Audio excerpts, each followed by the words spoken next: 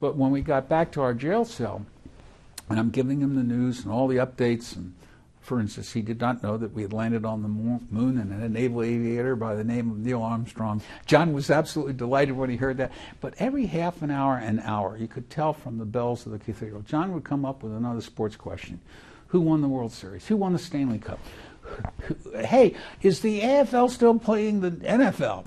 It was 2 o'clock in the morning because we could tell from the bells, dong, dong. And John comes up with another sports question. I forgot what it was.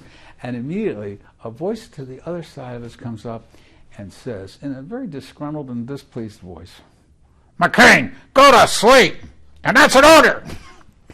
And without any hesitation, we hear in a very low voice, "Aye, aye, CAG." And we never heard another word from John McCain.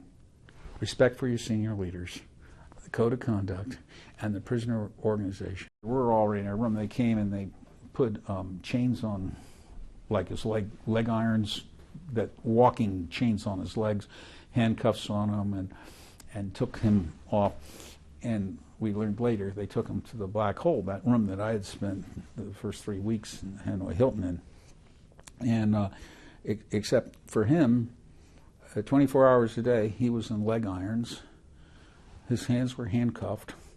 And at night, there was a ring. They put that around his neck, and they put that through a ring in the wall and locked him to a neck chain so he couldn't get even out of bed. And as I tell active duty troops today when I get to speak to them, I said, just look around the room. How many people in this room would be willing to do that for you today? That's the kind of friend that you had in John McCain in the Hanoi Hilton. He wouldn't let us get caught. No matter what they were going to do to him, he suffered the consequence. That's true patriotism. It's faith in God, faith in your country, and faith in your countrymen. And John not only said it, he lived it. And I got to live next to him for 4 months. We had these little teacups made out of tin. We'd take one of the T-shirts, fold it in half, and then half outside and half inside the cup.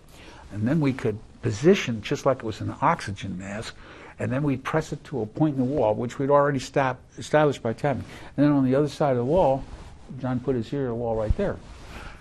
You couldn't hear, it muffed my voice here, but it went right to through the wall here. And it was just like I'm talking to you. And I could listen to him tell me stories. I might have been only a JG in the Navy, but it's hard to go wrong when you got Navy tradition and leadership like that. And that's what John really brought to the table, tradition and leadership.